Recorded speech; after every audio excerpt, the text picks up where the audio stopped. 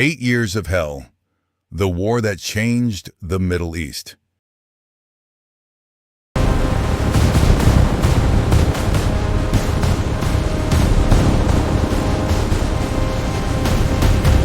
Imagine being 15 years old, handed a plastic key, and told, if you die today, this will open the gates of heaven. Now imagine thousands of boys running across a battlefield, not away from danger, but straight into it, through minefields, through bullets, through death. This was not fiction. This was not ancient history. This happened in the 1980s. For 8 years, two nations fought a war so brutal, so relentless, that even World War I seemed merciful in comparison. Over 1 million people would die. Entire cities would vanish. Chemical weapons would choke the skies, and the world would watch. This is not just the story of a war. This is the story of what happens when pride, fear, and power collide. This is the Iran-Iraq War. Before the first bullet was fired, the war had already begun in history. For centuries, Persia, modern Iran, and Mesopotamia, modern Iraq, stood as rival civilizations. Empires rose, empires fell. Borders shifted like sand. But one line, one river, refused to stay quiet. The Shatt al-Arab waterway, a narrow channel, but one of the most valuable in the world. It controlled access to the Persian Gulf, and with it, oil, power, wealth. Both Iran and Iraq claimed it. Neither trusted the other. In 1975, a deal was signed. Iraq, led by Saddam Hussein, reluctantly accepted Iranian control over parts of the river in exchange for peace. But Saddam never forgot the humiliation. He didn't see it as peace. He saw it as temporary surrender. Iran exploded into revolution. The Shah, backed by the West, was overthrown. And from exile came a man who would change everything, Ayatollah Khomeini. His message wasn't just political, it was ideological, religious, revolutionary. He didn't just want to rule Iran, he wanted to inspire uprisings across the Muslim world. To Saddam Hussein, this was a nightmare, because Iraq had a Shia majority, ruled by a Sunni minority. If Iran's revolution spread, Saddam's power would collapse. So he made a decision, one that would ignite 8 years of destruction. September 22, 1980, without warning, Iraq launched a massive airstrike. 10 Iranian airfields were bombed simultaneously. Within hours, ground forces crossed the border. 6 divisions advanced into Iran, a front stretching over 600 kilometers. Saddam believed this would be easy. Iran was weak, disorganized after revolution. Its military leadership fractured. And this would be a quick victory, a few weeks, maybe months. But Saddam had made a fatal miscalculation. Instead of collapsing, Iran unified. Religion became fuel. War became sacred. Thousands volunteered, not trained soldiers, but civilians, students, farmers, teenagers.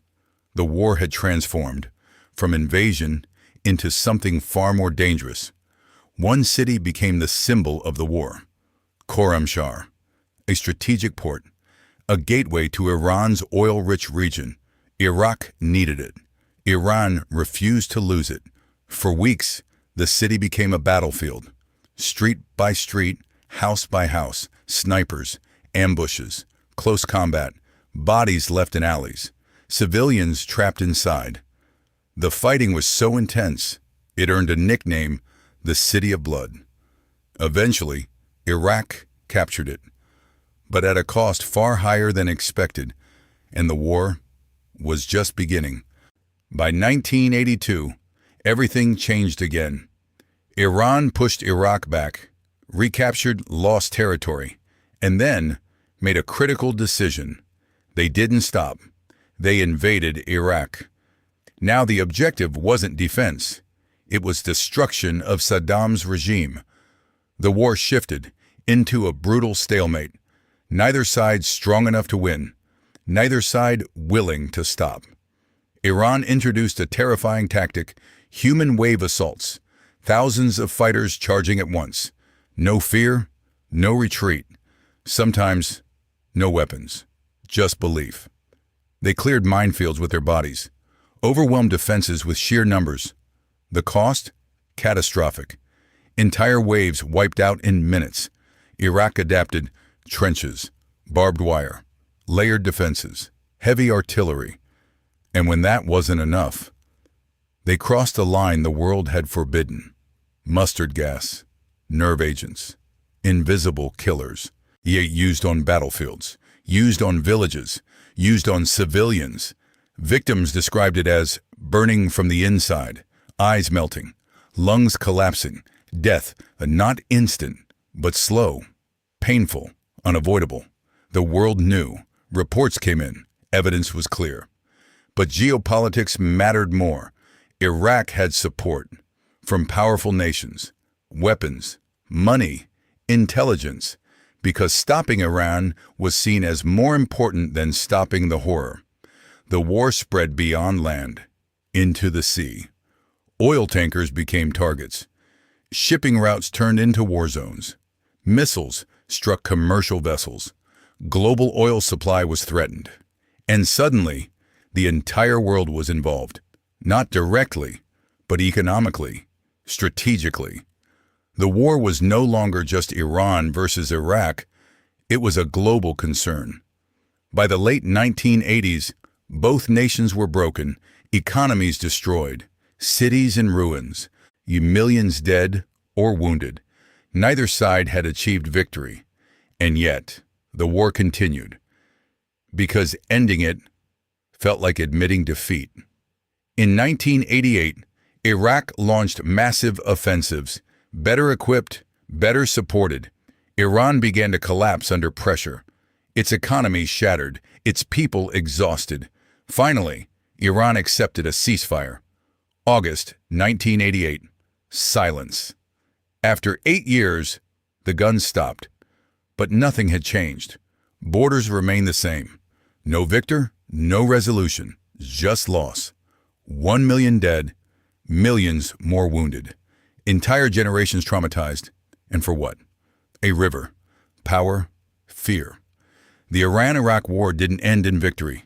It ended in exhaustion. But its consequences echoed far beyond 1988. It weakened Iraq, leading to future wars. It strengthened hardliners in Iran, shaping its future for decades. And it proved something terrifying. That war does not need a reason to continue, only a refusal to stop. 8 years of hell, and the world still hasn't fully learned.